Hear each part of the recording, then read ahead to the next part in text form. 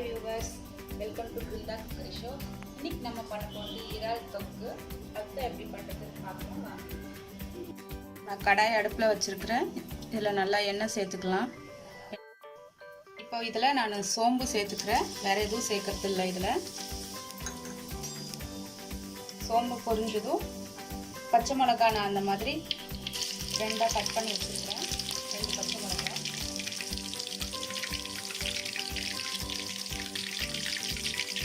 கருவேப்பிலை சேர்த்துக்கலாம்.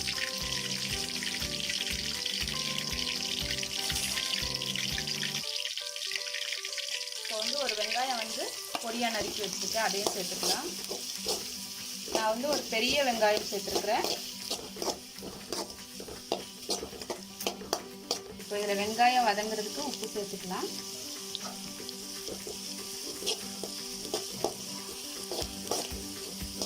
வெங்காயம் நல்லா பொன்னிறம் ஆகிற வரைக்கும் நல்லா வதக்கணும். வெங்காயம் நல்லா வதங்கிருச்சு. இதில் 1 ஸ்பூன் அளவு இஞ்சி பூண்டு விழுது நான் சேர்த்துக்கிறேன். இந்த எண்ணெயிலே எல்லாமே நல்லா வதங்கணும், இதோடைய பச்சை வாடை போகிற வரைக்கும். இப்போ இஞ்சி பூண்டு விழுது பச்சை வாடை போகிற வரைக்கும் நல்லா வதக்கலாம். இப்போ இஞ்சி பூண்டு பச்சை வாடை போய் நல்லா வதங்கிடுச்சு. இப்போ இந்த ஸ்டேஜில் தக்காளி விழுது சேர்த்துக்கிறேன். தக்காளி நான் அரைச்சி வச்சுருக்கிறேன். அப்போ தான் நம்மளுக்கு தொக்கு நல்லாயிருக்கும். நீங்கள் கட் பண்ணி சேர்த்துக்காமல் மிக்சியில் கொஞ்சம் ரொம்ப பேஸ்ட்டாகவும் இல்லாமல் கொஞ்சம் குறைன்னு அரைச்சி வச்சுக்கோங்க. தக்காளியும் பார்த்திங்கன்னா அந்த எண்ணெயிலே நல்லா வதங்கணும்.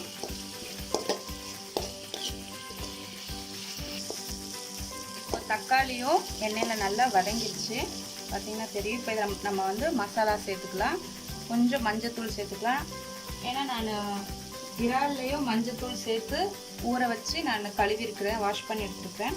அதனால் மஞ்சத்தூள் கம்மியாக சேர்த்துக்கலாம்.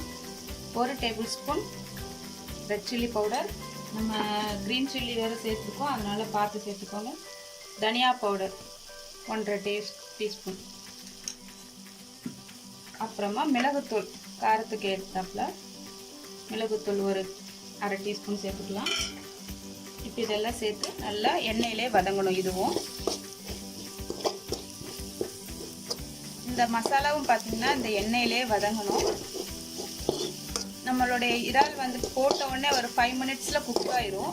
அதனால் நம்ம மசாலாலாம் ஜாஸ்தி வதங்குறதுக்கு டைம் இருக்காது. அதனால் எவ்வளோ வதங்கணுமோ எண்ணெயிலே நம்ம வதக்கிக்கலாம். இதில் பார்த்திங்கன்னா நான் 1 கிளாஸ் தண்ணி சேர்த்துக்கிறேன். இது தக்காளி அரைச்சி மிக்ஸில் உள்ள மீதி தண்ணி தான் நான் சேர்த்துருக்கேன், எக்ஸ்ட்ரா தண்ணி சேர்த்துக்கல. ஏன்னா நம்மளுடைய ப்ரான் சேர்த்ததுக்கப்புறமா அதுவும் தண்ணி விடும். அதனால் தண்ணி கம்மியாக சேர்த்துக்கிட்டிங்கன்னா நம்மளோட தொக்கு கன்சிஸ்டன்சி நல்லாயிருக்கும்.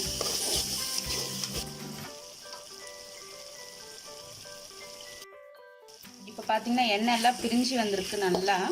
இந்த ஸ்டேஜில் நான் புளி தண்ணி பார்த்திங்கன்னா 1/2 கப் சேர்த்துக்க போகிறேன்.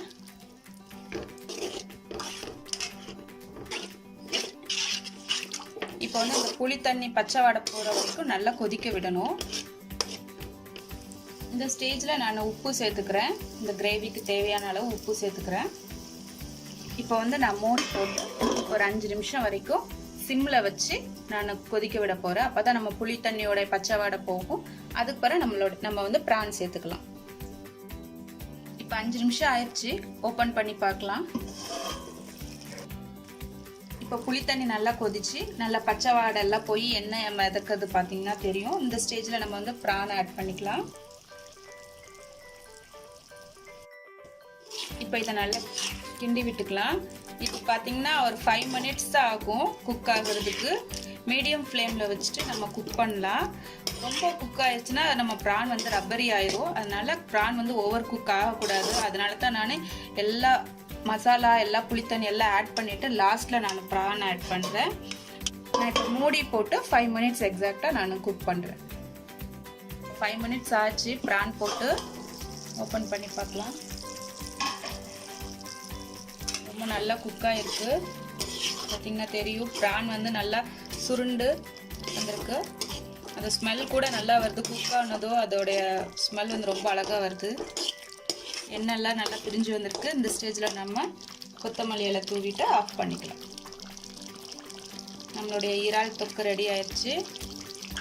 இது வந்து ரைஸ், சப்பாத்தி, இட்லி, தோசைக்கெலாம் வச்சு சாப்பிட ரொம்ப நல்லாயிருக்கும். இப்போ இது ஒரு பவுலுக்கு மாற்றிக்கலாம் நம்ம. இப்போது நம்மளுடைய இறால் தொக்கு ரெடி ஆயிடுச்சு. கண்டிப்பாக உங்களுக்கு பிடிக்கும். ரொம்ப நல்லா வந்திருக்கு. டேஸ்ட் கூட ரொம்ப அழகாக இருக்குது. கண்டிப்பாக நீங்களும் செஞ்சு பார்த்துட்டு உங்களுக்கு எப்படி வந்ததுன்னு எனக்கு கீழே கமெண்ட்டில் சொல்லுங்கள். வீடியோ பிடிச்சிருந்தா லைக் பண்ணுங்கள், ஷேர் பண்ணுங்கள், மறக்காமல் சப்ஸ்கிரைப் பண்ணுங்கள். தேங்க்யூ.